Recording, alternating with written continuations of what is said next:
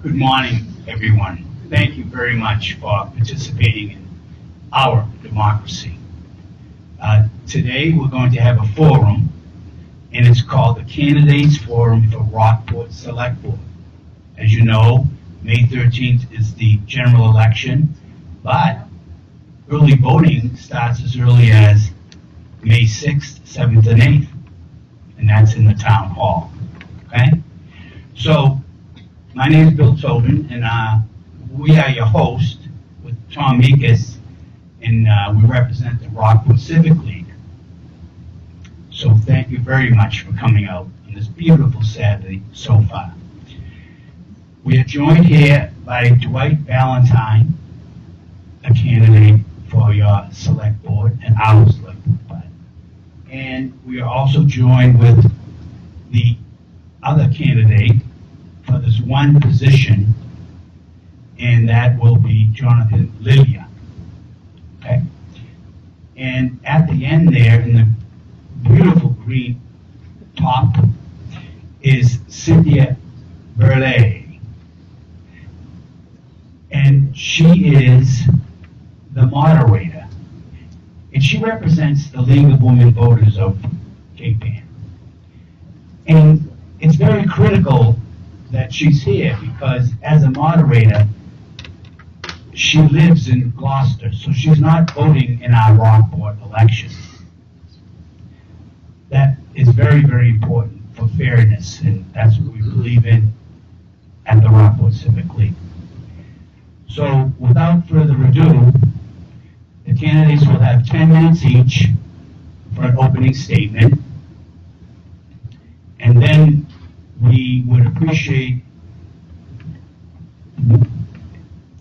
wonderful public decorum and essentially not a statement from you, but a question to the candidate.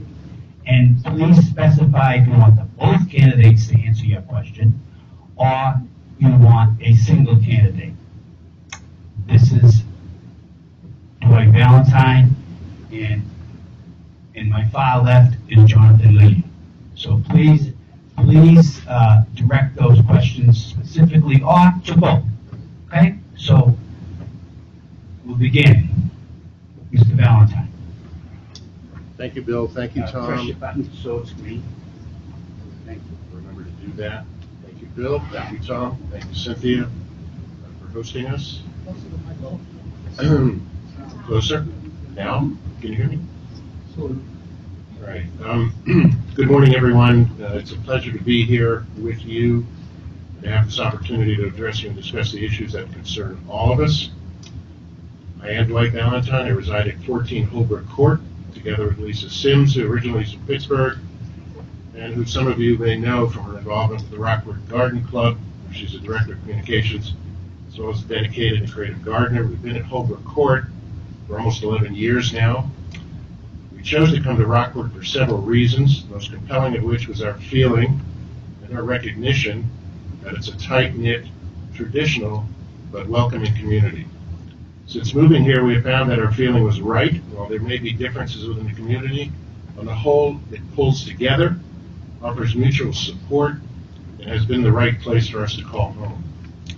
By way of background, I was born in New York City. Our family lived in Manhattan and then in Brooklyn until I was about 10 years old, when we moved to a township in New Jersey, where I later graduated high school. I then completed college in New York City at Columbia University and came north to Boston for law school and a change of pace and environment. As a lawyer, I engaged in civil litigation practice on both the defense and plaintiff sides for many years. I returned shortly before COVID arrived. At about that time, I decided it was important to participate in the life of the town in a substantive way. I had always been involved in both charitable and pro bono types of giving back activities wherever I had lived, but I felt it was time to make a difference in a new and meaningful way. So I went to a meeting that the then moderator Bob Bisnick had called for interested volunteers, expecting I might wind up on the Government and Bylaw Committee. Instead, then Chair Lorene Wessel pulled me into the Finance Committee. The initial year of service was my first in-depth encounter with the town meeting form of municipal self-governance and all its complexity, multiple demands, and need for attention to detail. Nonetheless, in the second year, my colleagues elected me chair. I can say with confidence that the last 6 years at FinCom have been productive, instructive, challenging, collaborative in spirit, sometimes frustrating, but that overall it has been an excellent experience. And I believe my experience with the Finance Committee has been the best preparation for the broad scope of executive leadership that is required of a member of the Select Board team. During my tenure on the Finance Committee, we worked diligently to meet our review and oversight obligations, to listen carefully to budgetary proposals, to ask the necessary questions, to comment freely, to offer insights constructively, and to reconcile fiscal sobriety when disagreements occurred. Although members have had different professional backgrounds and experiences that gave rise to nuanced views on matters, FinCom typically formed a consensus even after spirited discussion. Accomplishing goals in governance requires developing a consensus that represents the interests of the community as a whole. It also requires discerning leadership, a sound and mature temperament, interpersonal skills, and teamwork. In short, meeting the town's needs on a continuing basis, day after day, is not just, as people sometimes might say, about me, or you, or him, or her. It's about all of us. Now, I'm not so naive or overly idealistic that I fail to recognize that social, economic, and political frictions and disagreements occur in town life. But I do believe that a select board member's job, at all times, is to do the work in good faith and with the best interests of the whole community in mind. Wedded to those imperatives of general good faith intent and an understanding of the town's best interests are two more requirements. First, the need to have a detailed view of the town's fiscal standing and the context in which to make decisions and judgments going forward. Second, the desire to work collaboratively with other boards and committees and the town's administrative offices to plan for, and provide outcomes that meet the public's needs now and in the future. As we all know, many important issues, large and small, face Rockport. 3 are of primary and continuing importance. As I've said and written elsewhere, notably in FinCom's recent report to annual town meeting, basic infrastructure issues and needs dominate our fiscal horizon. We've begun to address our aging systems and planning for the required work that needs to continue over the longer term. Failure to prepare for inevitable future events is a risk the town cannot afford to incur. Given the uncontested passage of infrastructure financing and allocations at our recent town meeting, I believe the public clearly recognized the scope of what has to be done. School issues, including the impact of a declining school-age population and the budgetary effect of certain statutory mandated costs required, like special education, require continuing attention and solutions. I personally firmly believe that an affordable, well-run school system is a heartbeat of a strong and enduring community. Not least as an issue by far is that affordable housing for working families is essential to our community's stability and continuity. One of Rockport's social and economic strengths, in my view, over time has been the occupational diversity of its residents.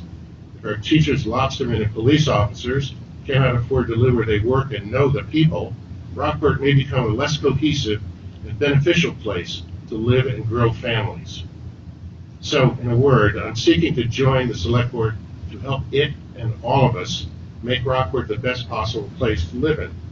I believe I have the necessary good faith intent and understanding of the community's best interests, sound knowledge of the town's fiscal standing, informed good judgment, and both the experience and the desire to work collaboratively with all of town government in leading Rockport forward.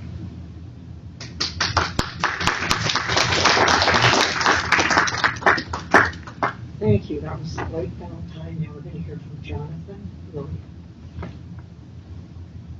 Turn these off.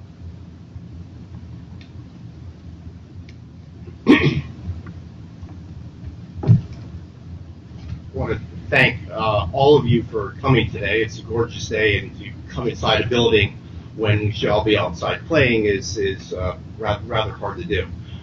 First, I'd like to thank the Rockport Civic League for hosting this. I think this is a super important forum for you to get to hear from us personally, rather than reading it or meeting us or seeing us wave from five corners.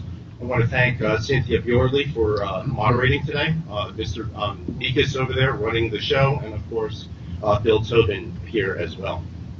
My name is Jonathan Lilia. I am and I'm running for the open select board seats. I am a fourth generation Rockporter, living in the same house that my great grandfather bought when they first came from the old country. Our community has always been in my heart and my thinking, and it would be a privilege to be a member of the select board. While I was educated in the public schools in Holden, Massachusetts, I had the good fortune to work summers here in town. I worked as a lifeguard at Cape Edge Beach, and then I also worked in the restaurants, in particular the blacksmith shop downtown when it was functioning, and now it's back. And all that was done when I was off at college at Bates College in Maine. After attending law school at Western New England, I clerked for a Massachusetts appeals court judge before practicing law in the federal and state courts of the Commonwealth. I am a planner by nature, and you will hear me talking about the word plan today. And for the last 23 years, I've been a financial planner, helping a wide range of clients, from those just starting out with their lives, with long-range savings plans and education plans for their children, to multimillionaires with complex estate, tax, and gifting issues. I help clients review spending plans and work to reduce debt loads on a daily basis. I understand finance, and I greatly enjoy helping those clients achieve their dreams. In my non-professional life, I have been and continue to be extensively involved in the town of Rockport. I spent 5 years as the secretary on the Christian Education Committee at the Congregational Church when my son attended Sunday school. I spent 15 years on the Rockport ambulance, and during that time, I estimate I probably did about 3,000 calls all across town to all of your houses. I've been a member of the Yacht Club for 16 years, and currently I'm a volunteer firefighter and a member of the Conservation Commission here in town.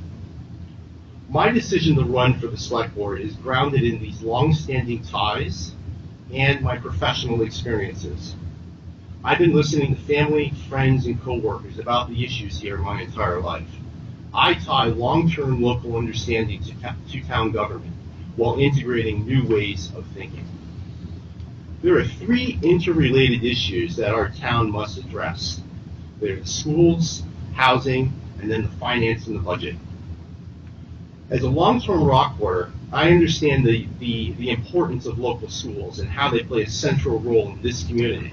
It's a place where children play, it's a place where they receive a quality education, and it's a place where they participate in a host of extracurricular activities. It builds a community.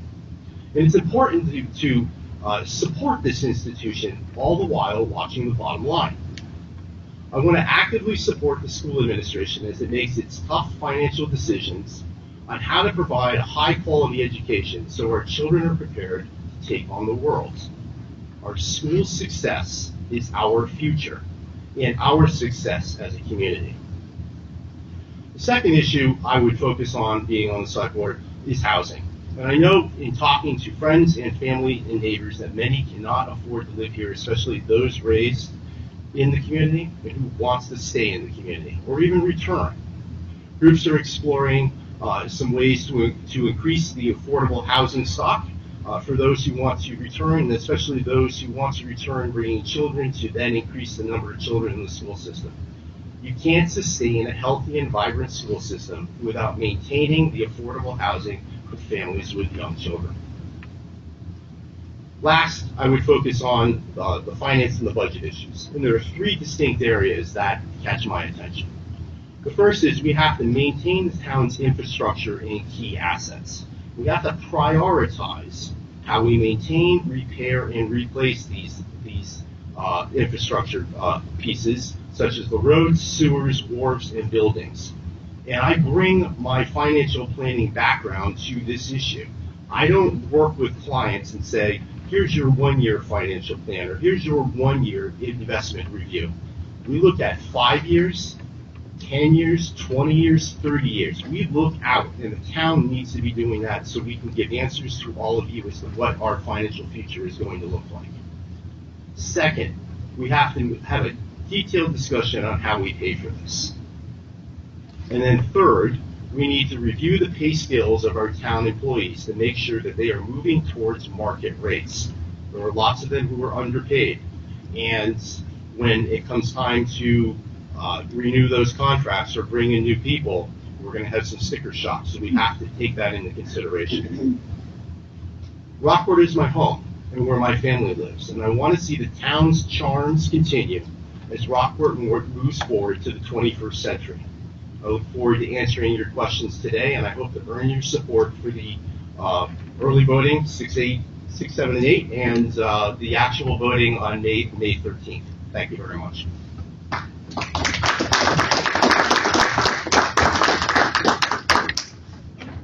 you. That was Jonathan William. Now we're going to ask for questions. And if you have a question, please identify yourself and say who you'd like to answer the question. Yes?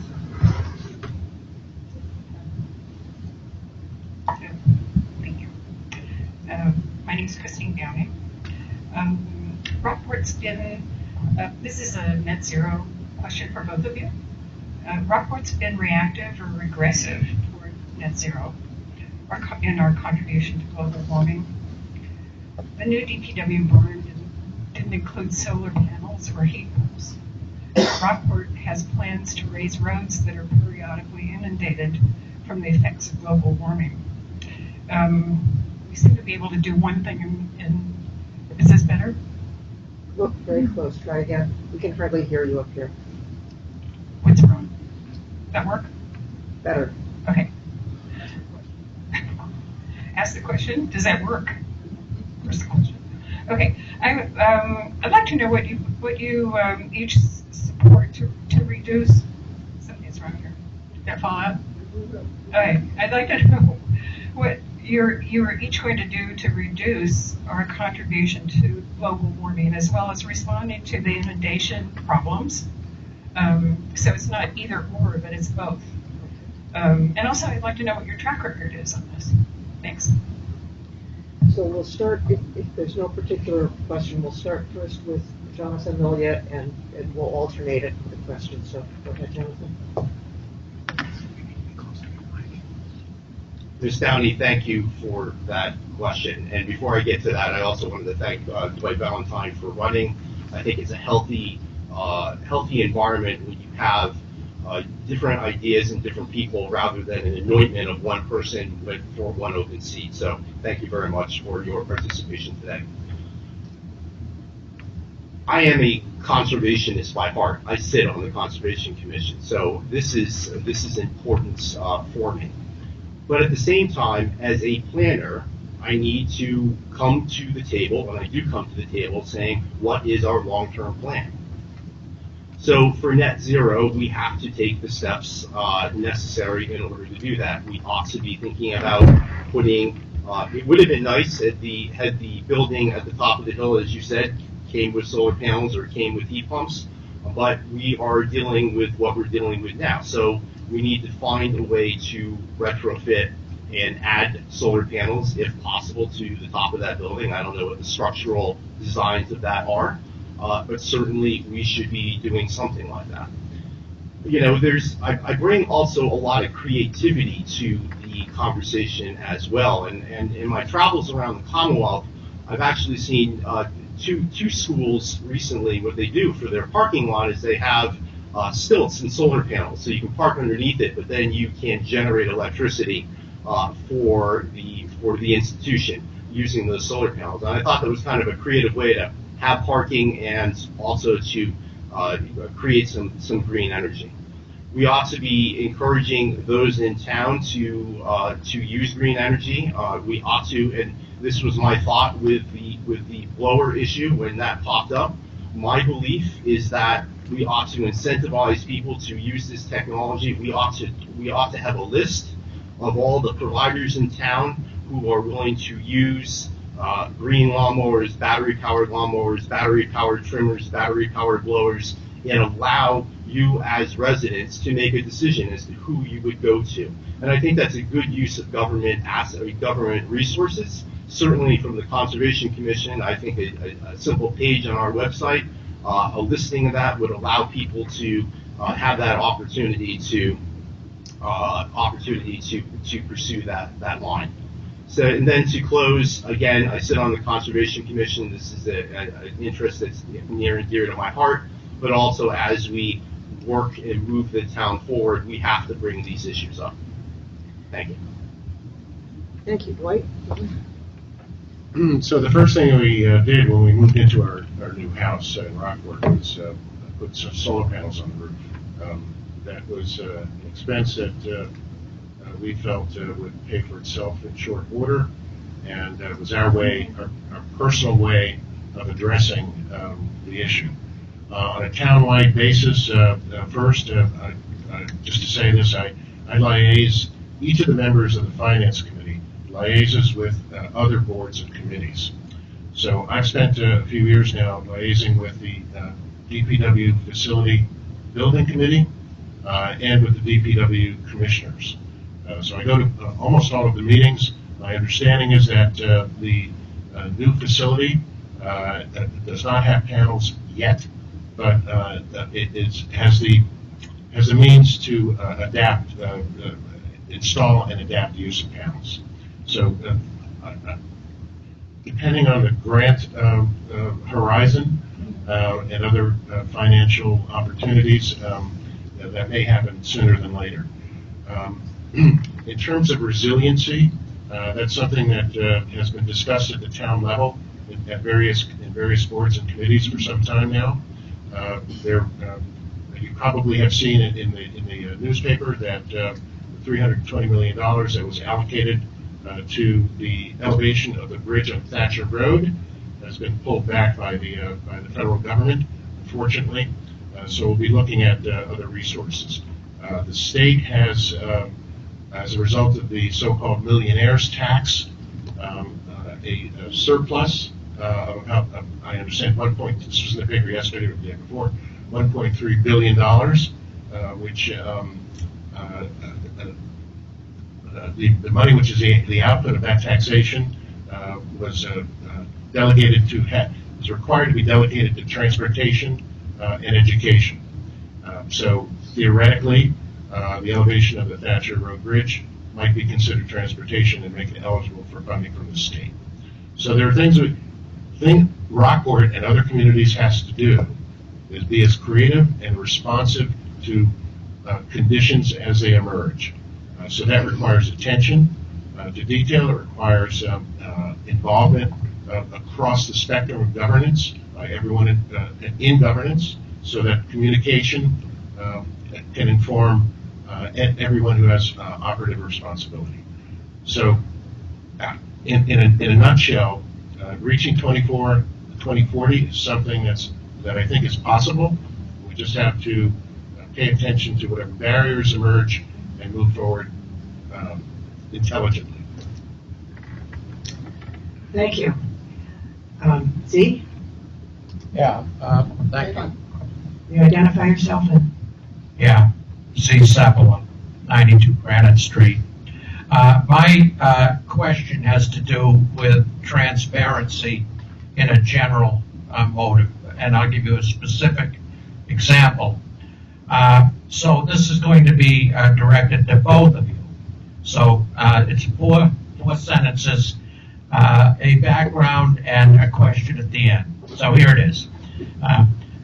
By state law, public bodies are required to periodically review executive session minutes to determine whether continued non-disclosure is warranted. By the same law, once disclosure will no longer defeat the purpose of an executive session, records must be disclosed with a few exceptions. The few exceptions would be something you guys would know well because it's attorney-client privilege and certain other things like that.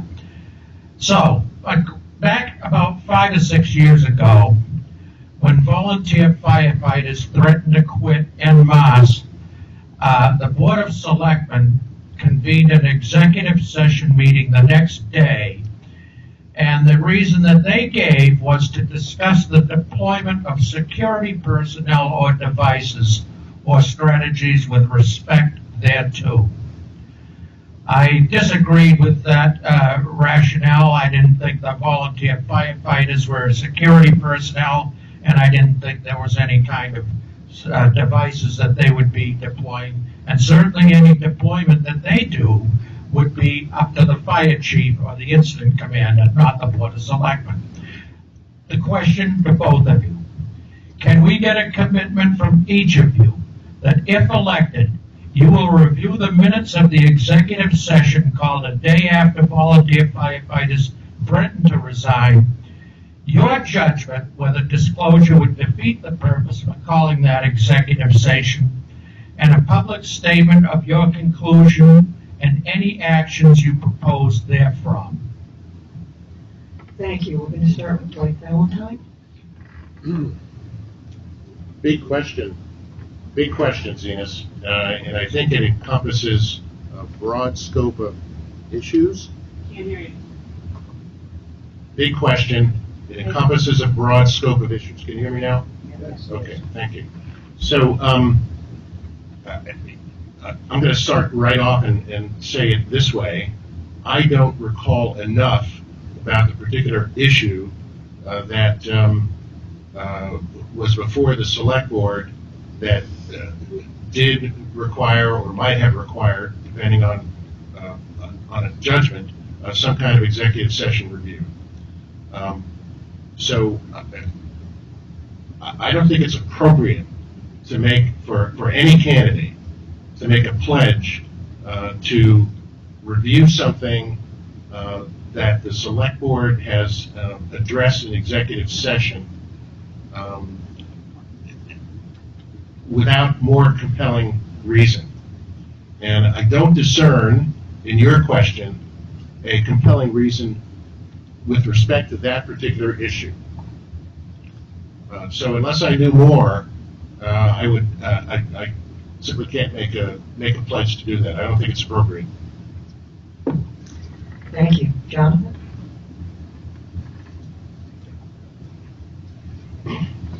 Mr. Cephala, thank you for that question, and thank you for continuing to attend forums like these and raising these issues that tend to be forgotten about.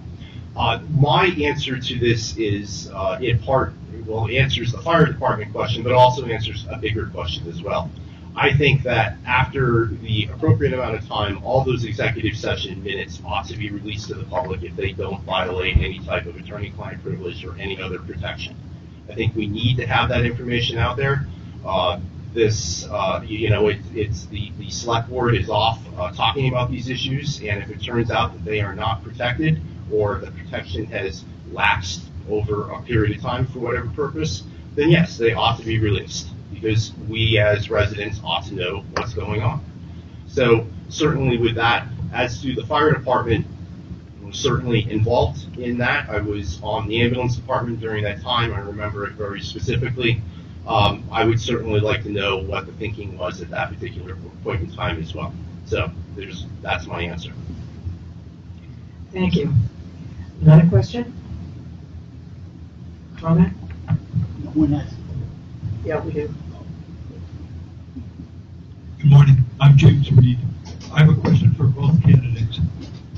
At a community forum in February, Essex County Community Organization organizers asked what legislation they should prioritize this session. The people overwhelmingly favored rent stabilization because too many landlords are corporate investors who drive up prices and displace residents. You favor rent stabilization as a local option, which allows towns and cities to cap rent increases at cost of living rates or 5%, whichever is less, and elimination of a no-fault evictions, which requires landlords to have a just cause for eviction. Thank you. Thank you. We're going to start with Jonathan this time. Thank you. Let's try this. I want to thank you very much for that question. I know that housing from being in the Congregational Church and hearing you talk about housing. It is a issue that's near and dear to your heart, and it is also near and dear to many of the people here in town and the conversations I've had with people over not only the time that I've been running, but long before the time I started running. I think stabilization of rents is important. I'd have to study as to whether you could, or whether it would be wise to hold them at a certain rate, because there are unexpected expenses that get thrown upon landlords. One of them in particular is housing insurance or homeowners insurance, where rates have skyrocketed recently for a whole host of reasons. And I'm not so sure you want to penalize the landlords with those rent increases. Maybe there's a way to kind of split them up. Rents are a little bit higher on tenants, and certainly a little bit higher on the landlord. I am a landlord. I have three apartments, and I'm cautious of how I go about raising things, and certainly I would be interested in maybe eating a little bit of that expense to make sure I keep good tenants in my properties. The question is not just one of what about rent stabilization. It's really a bigger issue across the Commonwealth, and in particular here in town. And we need to be having a serious conversation about this. And I know that there are many efforts going on right now. You have 30B efforts that are going on off of the train station. You have 40B properties, and I've been on the ambulance for 15 years. I have been in every one of those buildings. I know them intimately. I know the back way in, the front way in, and I know how those people are living in those particular pieces of property. We have a Rockport Housing Trust, which has some money and hasn't had an opportunity to really get moving on this. My suggestion for town is for the select board, because the select board sets the tone for the town. I've said that in all of my forums.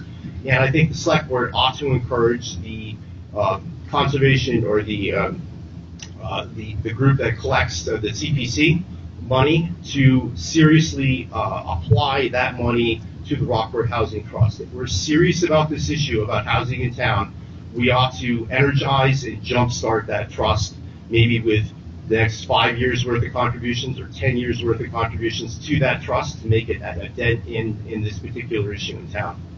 And last, the creative issue that I want to start talking about if I was on the board is Rockport Housing for Rockporters.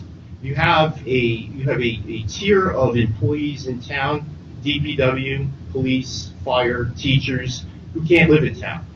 And in former life, when I spent some time on Nantucket, I saw a lot of workers Monday morning lining up at the airport to fly over for the day to do work and fly home. So there's no base in that particular community of those workers. And I think that's a serious thing that we need to consider. What type of economic base do we want to maintain here in town? And I want those people to be able to live here.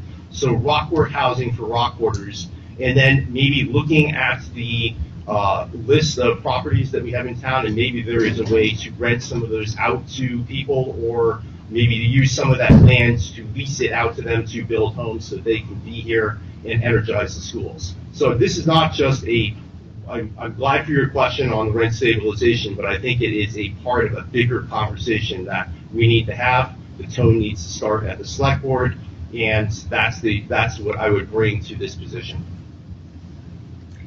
Thank you. Dwight? Yes, thank you. No dispute there about the importance and the scope of this issue. That is affordable housing for people in diverse occupations who want to live in Rockport or do live in Rockport.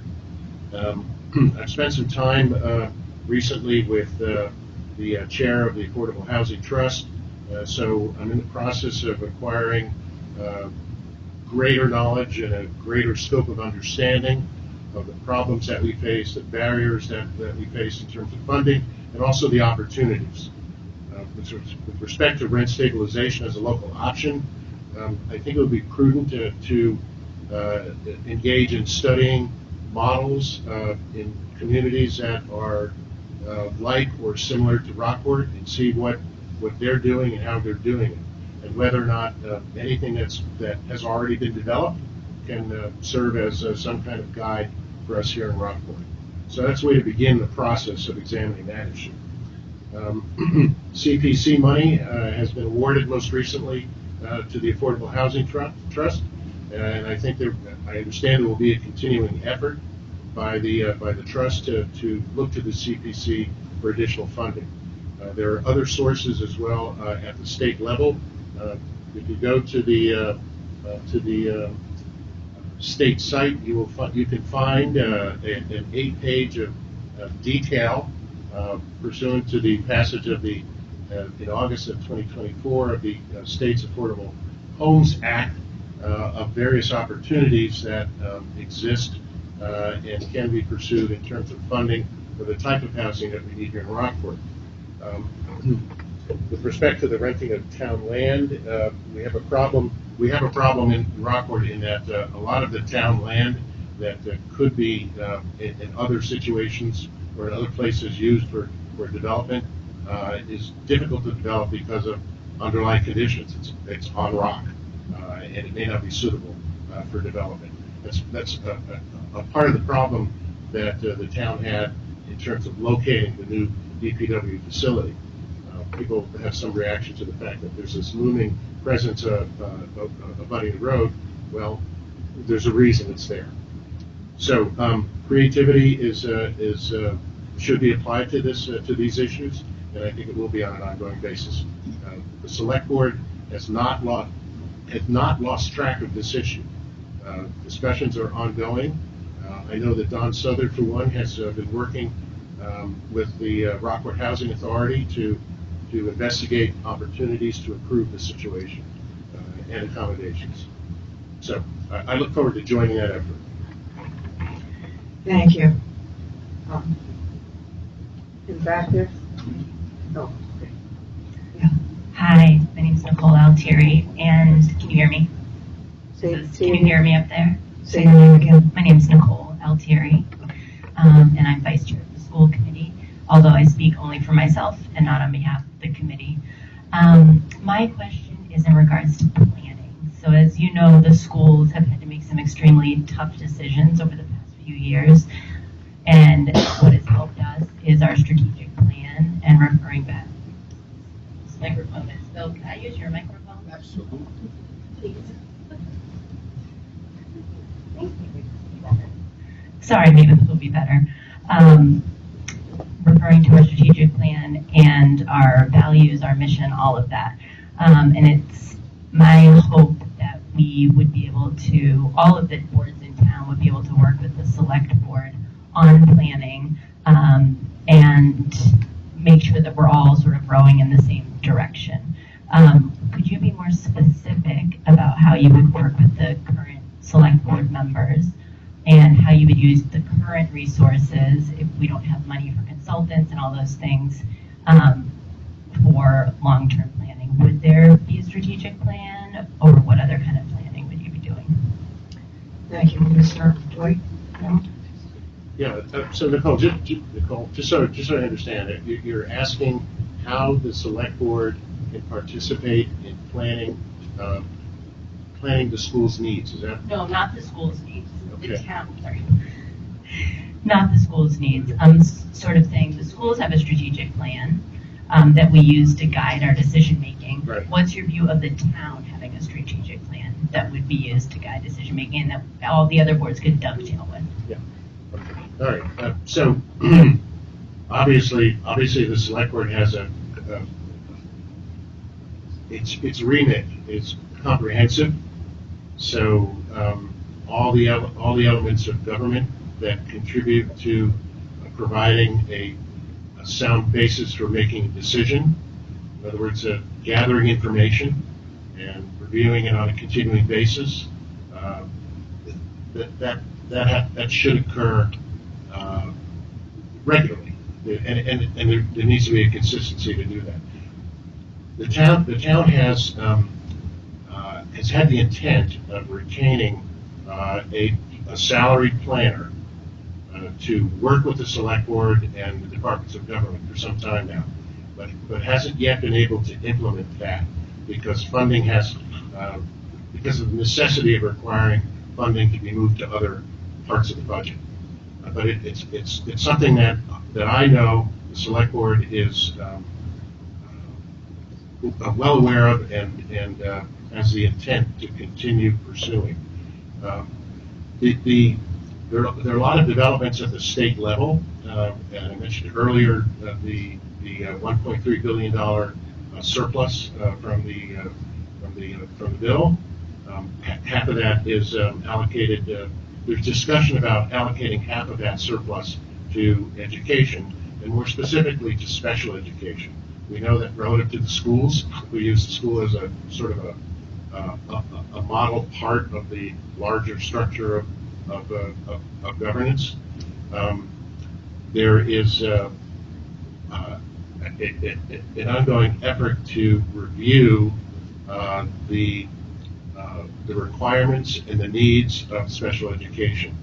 Senator Tarr developed a bill in the Senate. It was approved by the House, and it has been submitted accepted by the Joint Committee on Education, and hearings will commence next month. So it seems that in conjunction with the allocation, the intended allocation of the surplus, and a study, stem to stern study, the outcome of which is required to be produced by May 1st, 2026. Those two things in conjunction will provide some sort of a guide with respect to the education element of planning as a whole. Across the spectrum, it's got to continue. I know the Affordable Housing Trust is doing its best to assemble information. It's still, as an entity, I would say it's in good shape, but it's still in gestation, and all of that needs to continue. Thank you. Jonathan?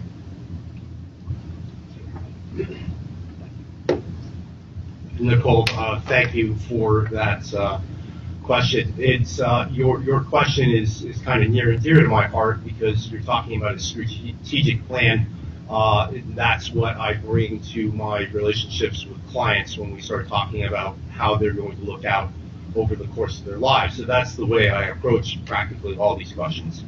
I like the fact that the school department has gone off and done its own thing. It certainly needs to do that in order to make sure that it ties the resources it gets with producing as great a quality education for the students.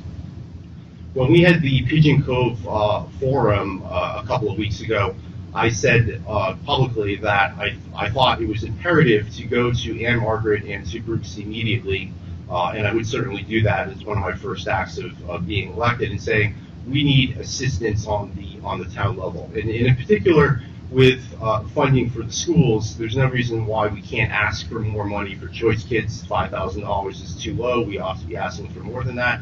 And then special education is a mandate that's been thrust upon the communities. It's important to educate our children, but at the same time, they ought to be coughing up some money to help us with that. So I think that from the select board sets the tone as to how this is all going to go down. There ought to be, and I'm kind of surprised, there hasn't really been a great deal of strategic planning from the town across the rest of the departments and the committees that it controls, certainly from the select board's perspective.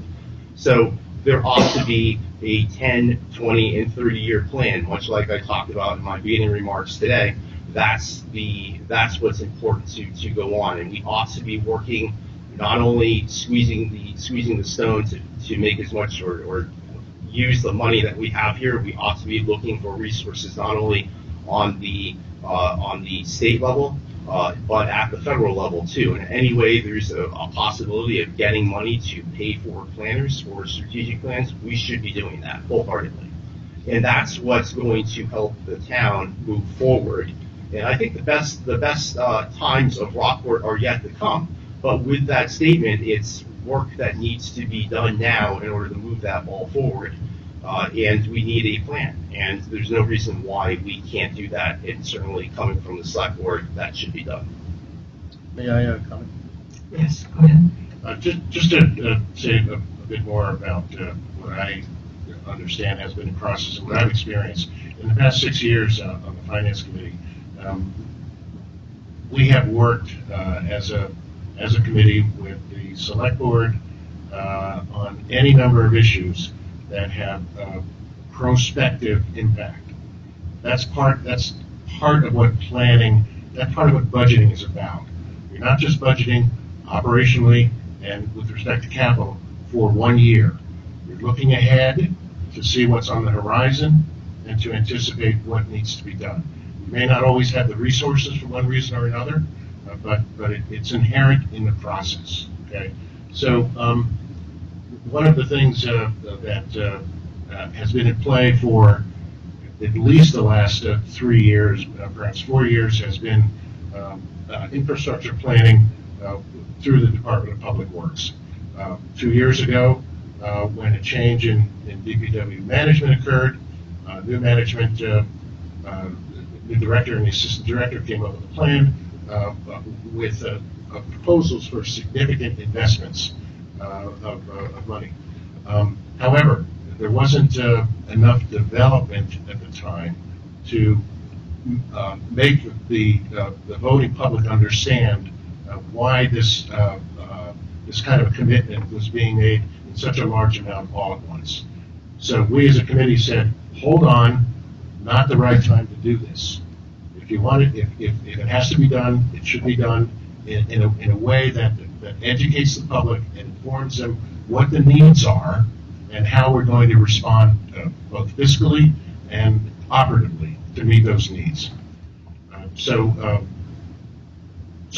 what has happened, and this was evident at town meeting when the DPW, as a way of assisting the public in understanding where it was going and why it was going in these directions and why it was looking for the money to do this kind of a work, it published this flyer, which essentially provided the basic information so the public could understand. So all parts of town governance are aware of the need to think, looking forward, and to think creatively and operatively to work together. At some point, we'll hopefully have more coherence in that process. But I don't want to undersell the coherence we do have, because people work hard. We have a town administrator who is essentially working around the clock to be the sort of central reference source for a lot of activity, and we're in good shape. Okay. Yes, Jonathan? I understand the need for a strategic plan, and I find Mr. Valentine's comments somewhat questioning. If the town knew, for instance, the pipes were of poor quality and needed to be dealt with a bunch of years ago, that conversation should have been held with the public and said, not only do we need to fix the pipes, here's what we think this cost is going to be going forward as part of that strategic plan. You can plan for what you want in the world, but you also have to maintain. You do it on a personal basis. You maintain your car, you maintain your house, you maintain your savings rate, and then you also prepare for the future.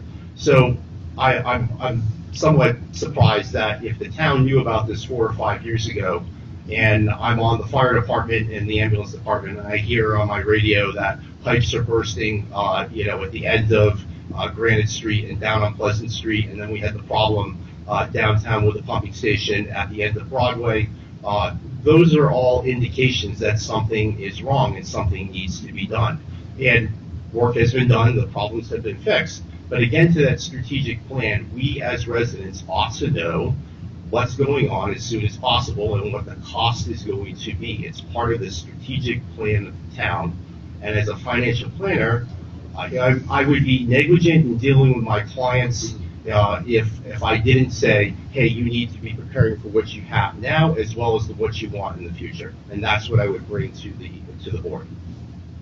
So let me just add, thank you. Let me just add that as part of the forward-thinking plan that the town has been implementing and is implementing now, the DPW requested certain amounts be set aside in reserve so that it could respond to immediate issues, and also borrowing to respond to to help develop and respond to long-term issues. So there is, as I've said, there is a coherence ongoing. The issue of the pipes is apparently goes. My understanding is it apparently goes back to pipes that were installed in the 1970s, and it's one can't always discern where one or another section of the pipe will fail. But the point is that the DPW has been planning to make an assessment and is in the process of making this assessment now. I think I've said enough on this topic. All right. In the back there?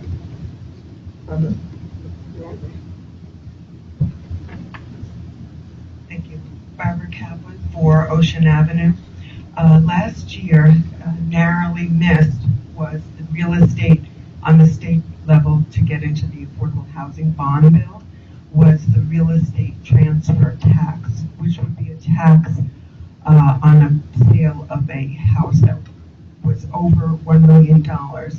And that money would then go to the trust in town to build affordable housing. I'd like to know, I think it's going to be revisited because it's a big thrust in the state communities. And I would like to know your opinion on the real estate transfer fee. Thank you. We're going to start with Jonathan on this one.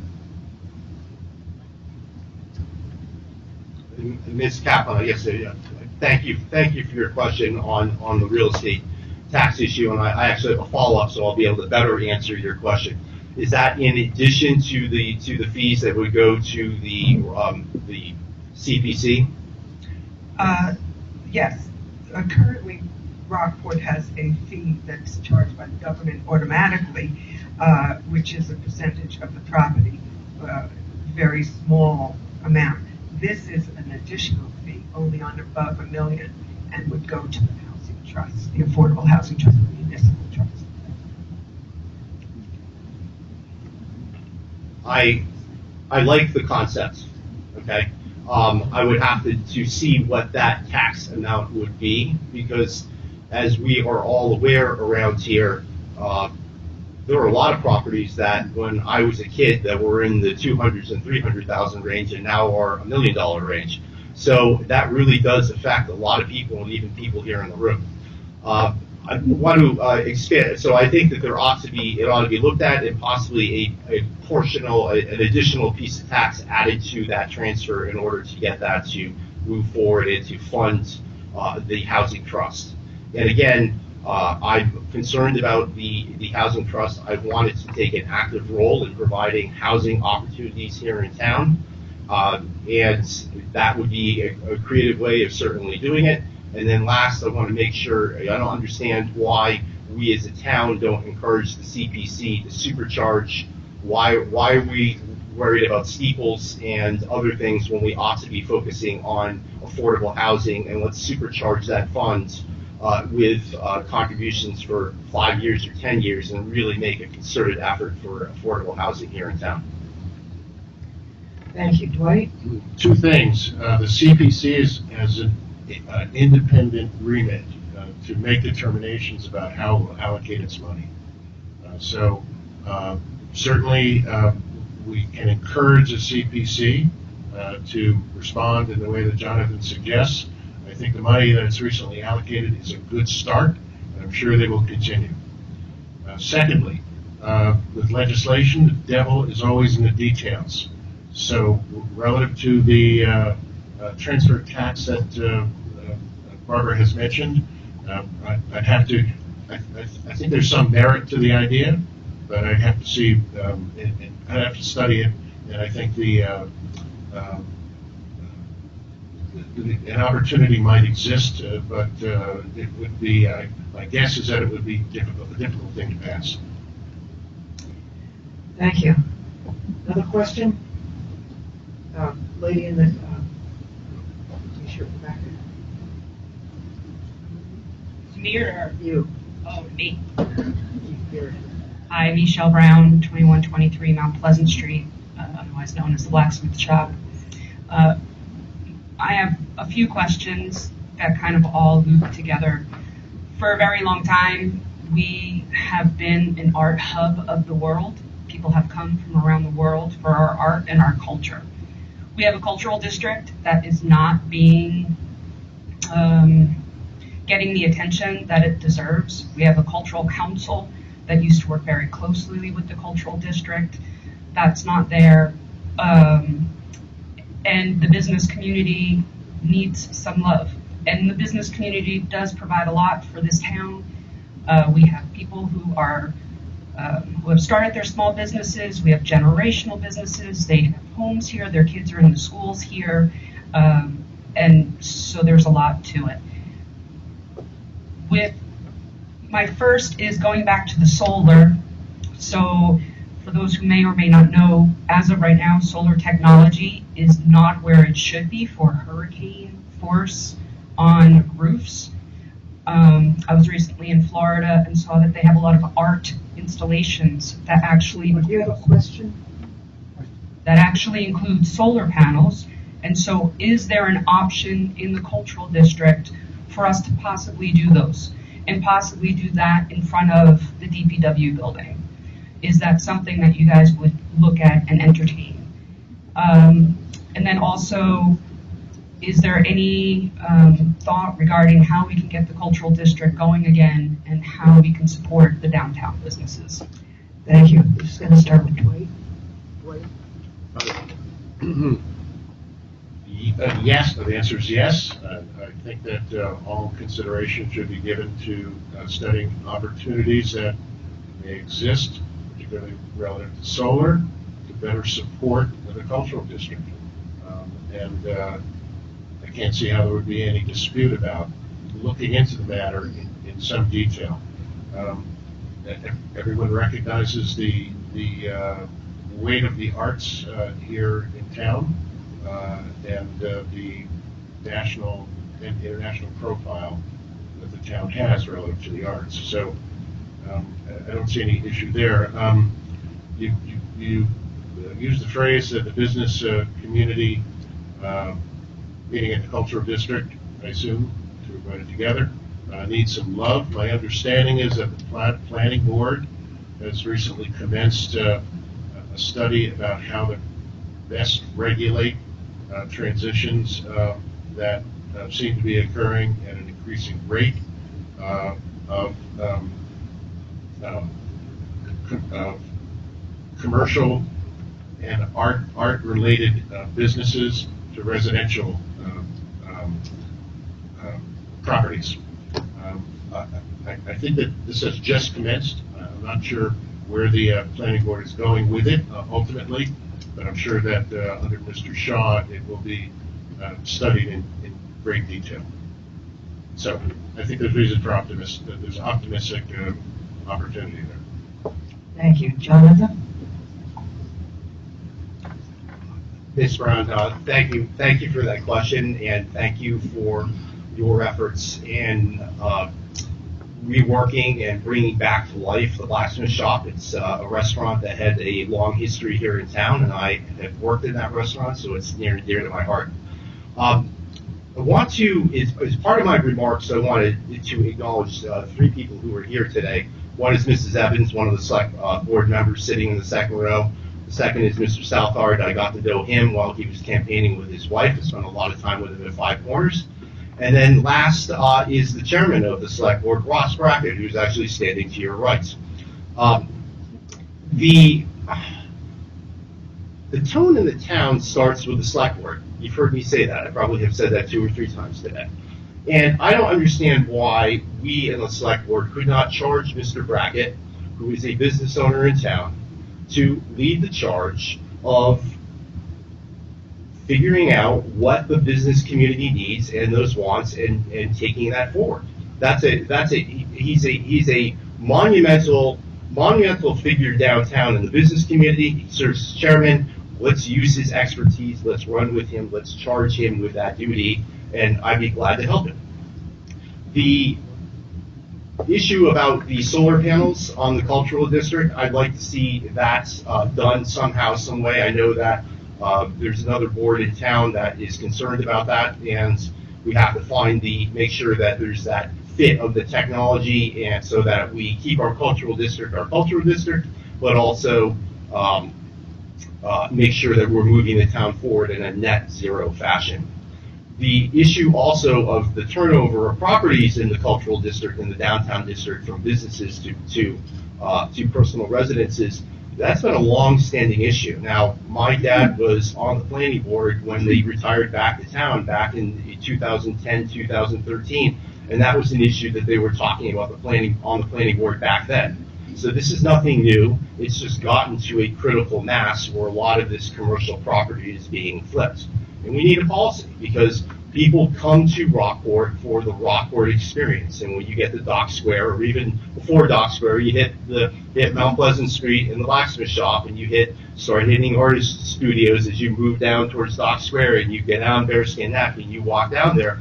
There ought to be commercial spaces for people involved, and we ought to be taking an affirmative stance to make sure that that continues to happen, because that's our bread and butter. We are an arts community. We are a tourist community. People come to paint the motif, the most painted building in the United States. This is us, and we have to take care of that. So I would encourage Mr. Brackett, Chairman Brackett, to run with this. I would like to work with him on that particular issue and make sure that the business community gets that love, because I know that many of them feel like they haven't had that. And I'd like to bring that to them and bring that to the town so that the town can succeed. Thank you. I don't know who was next. Let's take this lady right here.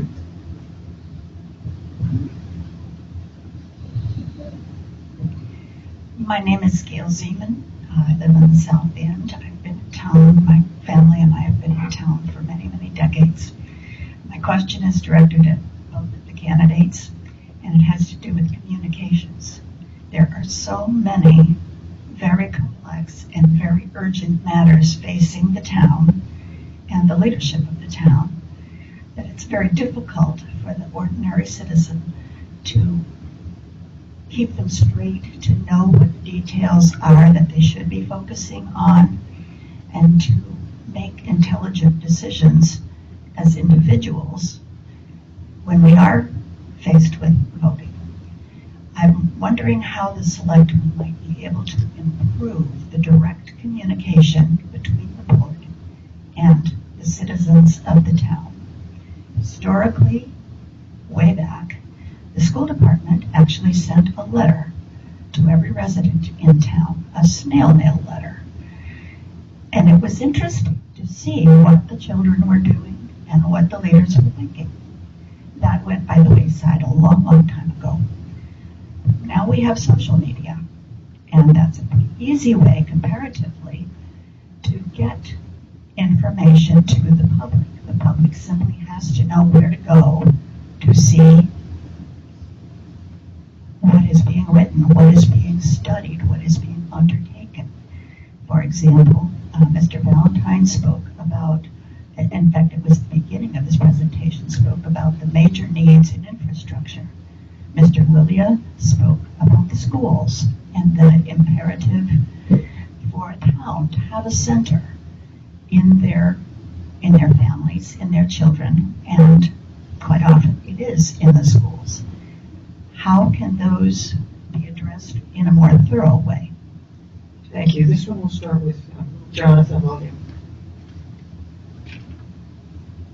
Ms. Seaman, thank you for that question, and thank you for coming today. You raise a good point that has been percolating around town for a very long time. And right before I started the campaign here for this office, in my mail I received a flyer from the schools in the Loop. And I happened to be going off on vacation with my son, got on the plane and read it cover to cover, and I said, wow, this is fantastic. I'm so glad that the school department made the determination to send out information to the town. And, then I started scratching my head saying, well, can we do this elsewhere? And I think that we can do that elsewhere, because I think it gravitates towards and educates the majority of the town who may not have an opportunity or the knowledge or the desire to hop online and navigate the websites to try to find the information. And a lot of times, some of that information might be older than it should be and not necessarily as updated. So I think that that's a terribly good idea. And I have spoken in the past, I can't remember whether it was Zena Cephala or it was Toby Arsenian, wanted to know about updates from selectmen's meetings. And I don't think I know they do it in Manchester, that they have a review of the selectmen's meetings afterwards, and that goes on their town website and informs the residents of that town what transpired. And again, I don't think that that's awfully hard to do, and I think that that would help people out tremendously. In part of this process of going through town and talking to a wide variety of people, I have stumbled across what I thought was kind of interesting. You have the school department that wants to place an emphasis on performing arts, which I think is wonderful. I was in bands in my high school experience, and I thought that that was an amazing activity. But they also want to move into more kind of high-tech computer education for their children. And there's a requirement of community service for these children as well. So I started scratching my head and said, well, why don't we charge the school department or allow the school department and these children to update the town website, put their artwork on, keep it up to date, and earn community service credits, because these are the children. I can't update a website, and maybe you can, but I certainly don't have that capability. So why don't we allow these children to learn, be guided by teachers, let's use their experience, their knowledge, their excitement about doing things, and put stuff up on the website and help to update the town. So it can be a multi-pronged thing. It can be updates from the select board on their particular website. It can be continued newsletters, printed newsletters, and then it can also be an effort from the children where we have an updated town website. So I think it's super important, and I would encourage any way to push more information in a consumable fashion to us rather than just inundate us with too much stuff where we're not able to discern what's important. And then last, I don't understand why we have a wonderful stand at the top of Great Hill when you come into town, advertising whatever the issue of the day is. My father's part of Spirun, they'll put up a Spirun breakfast. Sometimes there's school play. We could say, hey, there's a school committee meeting on topic X tonight, or there's a finance committee meeting on topic Y tonight, where just enough information for you to go, oh, geez, I ought to be tuning in on that particular thing. Another way to catch someone's attention on 5 seconds as you drive by, but showing the town cares and getting that information to us as residents. Thank you. Thank you, Dwight. I agree completely that communication needs to be improved and expanded. When I first came on to the Finance Committee, I had a difficult time ascertaining what had occurred previously, not just in the committee, but relative to the other parts of government. And I had been in the practice, it had been my practice while practicing law to take copious notes about anything and everything that were part of what I was involved in. So I started to try to understand how best to communicate what we were doing in the FinCom. Some prior reports by prior iterations of the committee had pie charts and all kinds of sort of fancy corporate things that are useful in a certain context and certainly informative. But I felt that perhaps something more in the nature of a narrative would be more better received by people. So that's what we've evolved to. And if you've read our report to the annual town meeting, I think you'll find it a friendlier way to impart a lot of information. I agree that there is opportunity for the select board and other boards to communicate more in a better way.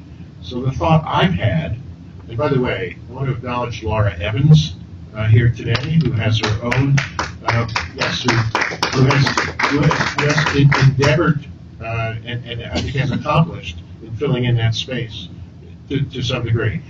This has been her personal report, and I think we can expand on that.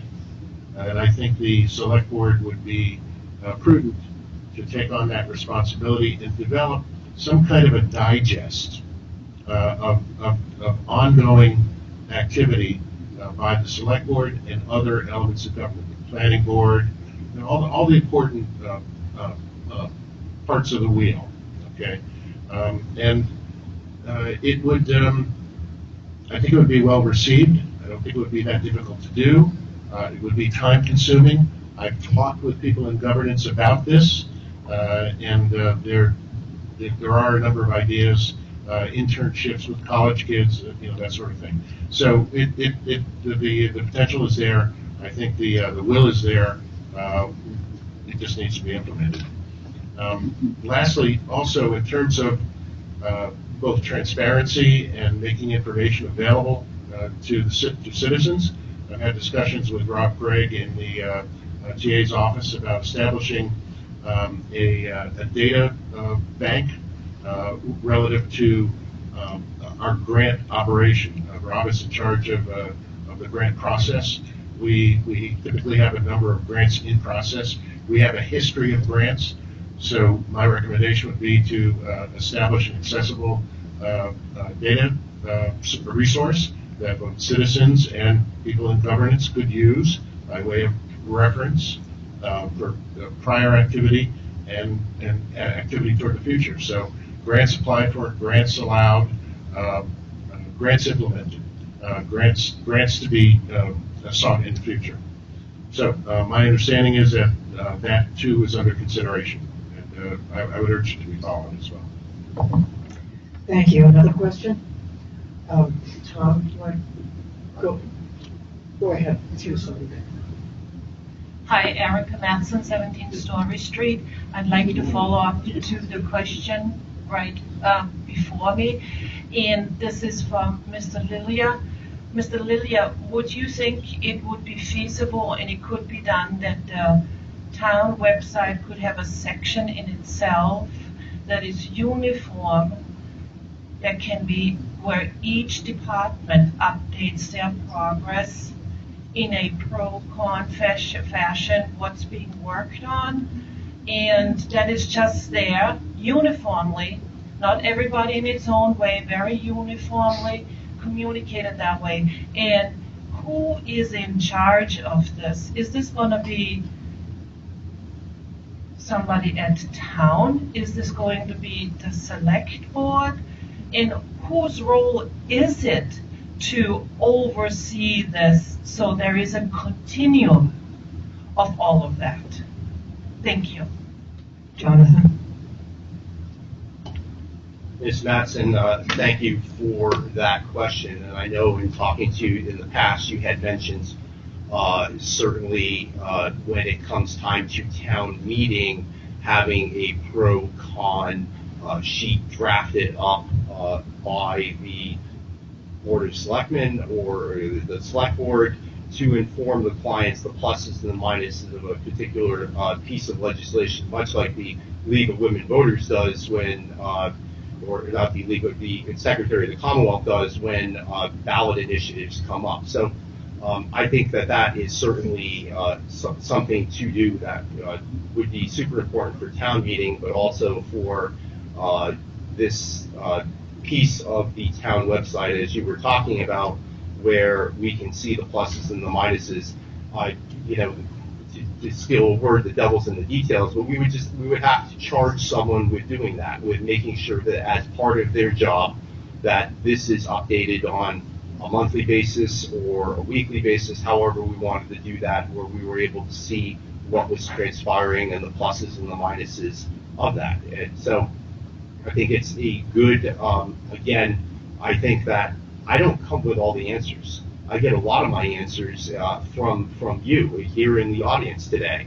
And I think the sign of good leadership is to A, listen, and then B, take those and run with them. And I think that hearing your reiterated statement of a pro-con list, I think is a great idea. I think we charge someone either at the school department who's going to oversee this, if that's the route we're going to take, or whomever maintains the town website, and that's just another part of their responsibilities to provide continuing education and knowledge to the town on a whole host of issues.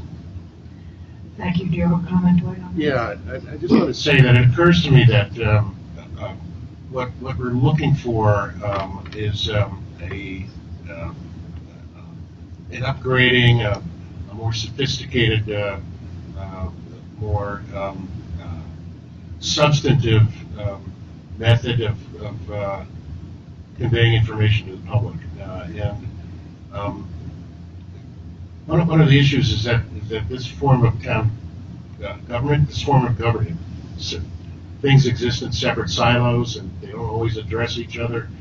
So I think there has to be, as I've tried to indicate in my opening remarks, a profound understanding that parts of government have to speak to each other. The question is how to convey that conversation to the public as well. And what we have are a series of meetings that many people don't attend. I can count on one hand the number of people who typically attend a finance committee meeting, it can be frustrating in the sense that when we're having a discussion that's of substance and import to the town, there's only maybe Toby and Venus there listening to us, and maybe Tom. So how to stimulate more participation in that way, because that process isn't going to go away. All the committee meetings, that's part of how the town is set up. It's part of the government, the town meeting government, form of government that we accept. So there has to be some buy-in. But I do recognize it, as I've said earlier, that we need to develop a means to digest sort of across the board of all the ongoing events and the status of things on an ongoing basis. Staffing is an issue. Relative to how this affects the conduct of town meeting, I think the town moderator has to be involved. Because that person has jurisdiction over how the meeting is run.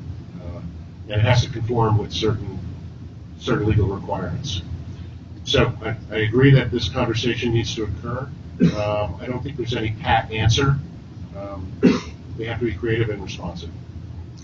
Thank you. Probably just one more question. The man in the brown shirt, the back, had his hand up. Ross Brackett, 27 Main Street. So I've heard a lot about the tone at both these debates. So my question is, what, if elected, what tone influence do you hope to bring to the board for an immediate impact, if possible? How do you plan to approach that? This one will start with Dwight. So I think I've tried to indicate in my opening remarks that I think that a collaborative spirit is essential to accomplishing the business of the select board. So the select board, there are 5 separate members, but those members in the final result act as a one body. So in order for that to occur in a way that takes everything into account, there has to be ongoing conversation, ongoing discussion. So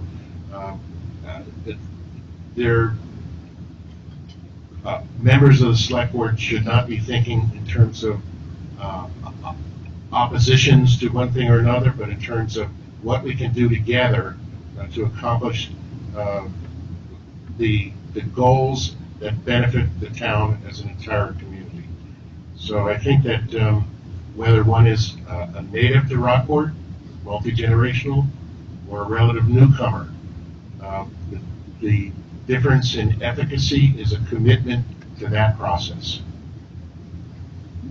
Thank you. Jonathan?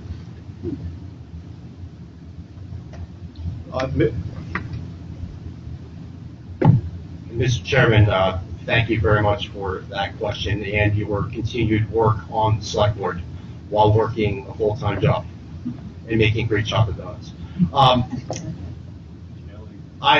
Chocolate. So we can fight later. My approach would be to bring real professional understanding from my working experience in the business world and this long-term understanding of the town of Rockport to really tie this community together in a way I know it can be tied. I'm a student of history, and I stumbled across a quote the other day. It was actually Winston Churchill, and I like him a lot. And he said, "The longer you can look back, the further you can look forward." And I thought that was really interesting to be able to take the ties of history and then be able to take some of the good stuff from that and move forward with that.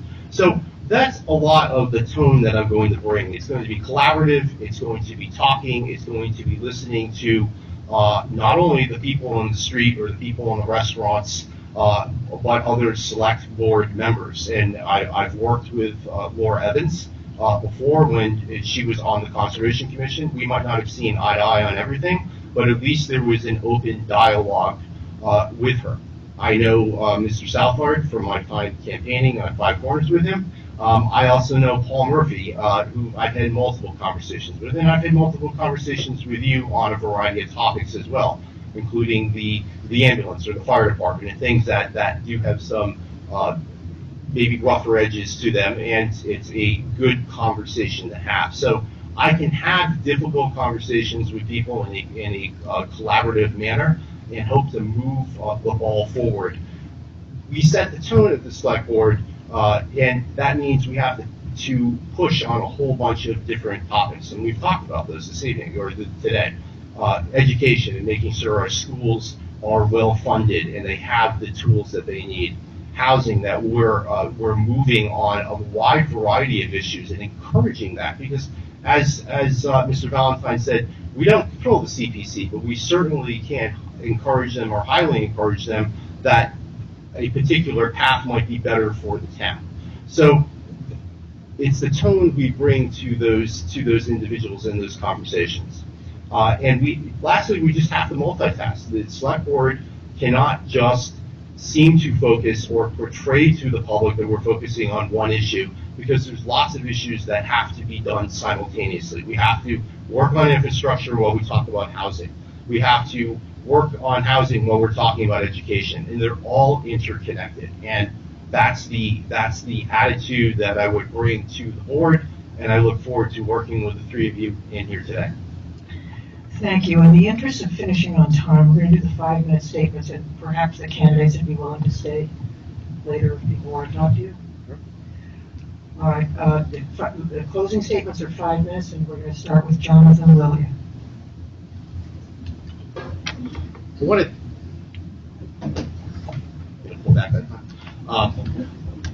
want to thank all of you for coming today. You took valuable time out of a valuable weekend with gorgeous weather when we've had rain and really crappy conditions for a long time. So thank you for coming. Your efforts and your participation in this process and asking questions of us, whether you liked it or you didn't like the responses, is an important part of democracy. And we, candidates of the select board, or me in particular, want to set a tone of collegial conversations among people, because that's super important in today's charged environment of politics. I want to thank the RCL. I want to thank the League of Women Voters. I want to thank Mr. Valentine for running as well, and the select board members who showed up today to see the importance of this stuff. I'm fourth generation Rockport. I've been here a long time. I am educated in the world of finance. I speak finance. I live finance on a daily basis. So these issues of finance committee and bonds, I speak that on a personal level. It's easily transferable to the governance level. I want to make sure that Rockport focuses on three big things: on schools, housing, and the infrastructure and the budget. And as I said to you today, they are all intertwined, and we need strong leadership to be able to run with all of those topics and be able to make some really good decisions in working with people. can't sustain a healthy town without having these conversations with each other. You all have great ideas. You all love to say, I live in Cape Ann, I live in Rockport, this is my home. And that's what I want to glean from you, so that you feel tied to the select board, you feel tied to your community, and that you feel that your efforts and your concerns are being heard and taken into consideration as we do the hard part of governance. It's not an easy thing being in government. There are stone throwers, there are people who are on Facebook saying all sorts of things, but true steady leadership is what I'm going to bring to this particular role on the board. This is my home. This is where my family and my friends are, and I want to see the charms of this community continue forward as long as possible into the 21st century. I know that we can do it. I know you are as passionate about this community as I am, and I hope that you will trust me with your vote, because I will be coming to you, looking and listening to your comments and incorporating them into my suggestions as I work as a board member on the select board with Laura, Dawn, and the chairman in the back row. Thank you. Thank you. Dwight? So once again, let me thank you all for being here. I know it's not necessarily an easy thing to listen to a back and forth and to try to discern what's appropriate, what's right, what's true, what can be implemented, what serves your needs, and most of all, what serves the needs of the town as a whole community. I was asked in the course of a number of the many private meetings I've had with various groups, what can you pledge? What can you promise us when you're a member of the select board? And my response typically has been, I can't pledge anything per se, other than I will commit to work in your behalf on all the issues that are presented to us, all the issues that we investigate, all the plans that we make. It's not the process of participating in a collaborative form of government. It requires that one participate in establishing a consensus. Now, that doesn't negate the need for leadership, because if there are 5 members, you have 5 select board people who are have different backgrounds, different professional training, different nuanced view of what should be done and how it should be done. Nonetheless, as you drive toward a goal, there has to be an agreement should evolve, an explicit agreement that takes into account the concerns of everyone involved, including everyone in the town.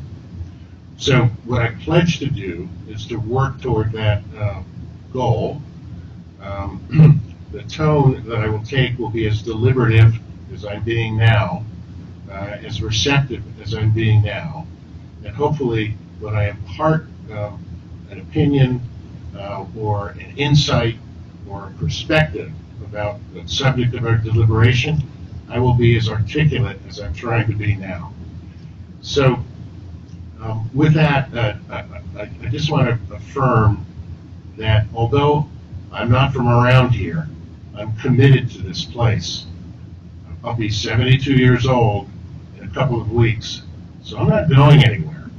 I'm investing my time and what I have left of energy, which is quite a lot, by the way, to work in your behalf. That's a promise. Thank you for being here today. Thank you.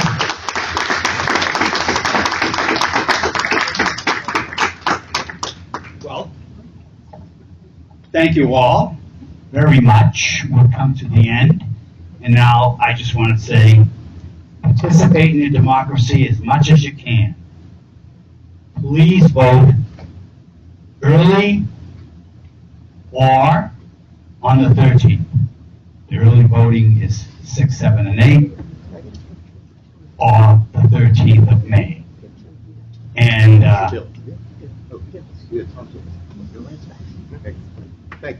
Nice meeting you. Thank you. Nice doing it. Thank you all. Thank you, Cynthia. Thank you, Jonathan. Thank you, Dwight.